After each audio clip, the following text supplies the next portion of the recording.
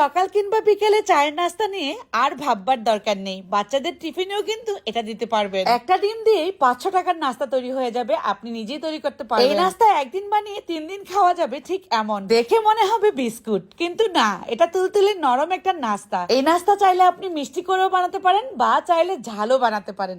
আজকে আমি ঝাল মিষ্টি নাস্তাটাই তৈরি করে দেখাবো। খুবই মজার এই নাস্তাটা, খুব চটজলদি তৈরি করে দেখানোর চেষ্টা করব। চলুন দেখে নেই ঝটপট। এর জন্য নিয়ে নিচ্ছি আমি 2 কাপ পরিমাণ আটা।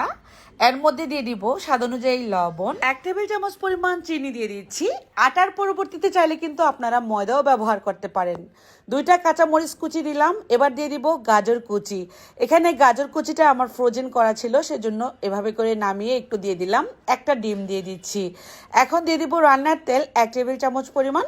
সবগুলো উপকরণ একটু মিশিয়ে নিচ্ছি। এখানে আমি মরিচ ব্যবহার করলাম, চাইলে কিন্তু আপনারা শুধুমাত্র চিনির পরিমাণটা বাড়িয়ে দিতে পারেন, সেক্ষেত্রে মিষ্টি হয়ে যাবে নাস্তা। 1 চা চামচ পরিমাণ ইস্ট দিয়ে দিচ্ছি। তারপর কুসুম গরম পানি দিয়ে আমি একটা ডো তৈরি করে নিব। অল্প অল্প করে কুসুম গরম পানি দিয়ে ডোটা তৈরি করে নিচ্ছি।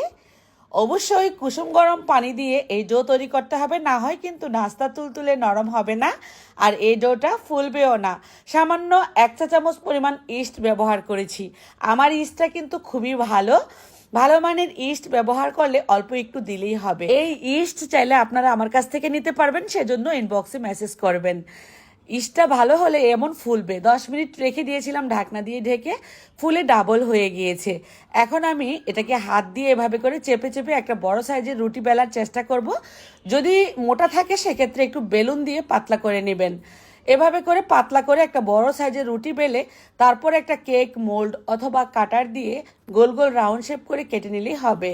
এই তো আমি এই নাস্তার জন্য ঠিক এভাবে করে গোল রাউন্ড শেপ করে 2 কাপ পরিমাণ আটা বা ময়দা দিয়ে অনেকগুলো নাস্তা হবে। সেক্ষেত্রে আপনারা কিন্তু 1 কাপ দিয়েও বানাতে পারেন বা বেশি দিয়েও বানাতে পারেন। এই নাস্তার শেপগুলো তৈরি হয়ে গেলে সামান্য অল্প তেল প্যানে দিয়ে দিলাম। এই তেলের মধ্যে এবার আমি ভেজে নিব। চুলার হিট আছে মিডিয়াম টু লো ফ্লেমে। প্রথমে চুলার হিট একদমই লো করে রাখতে হবে, না হয় কিন্তু কালারটা প্রথমে নষ্ট হয়ে যাবে। আর 30 সেকেন্ডের মধ্যে উল্টিয়ে দিতে হবে। কালার না আসতে আসতেই উল্টাতে হবে, এতে করে কি হবে, অনেকটা ফুলবে। খেয়াল করুন অনেকটা ফুলে উঠেছে।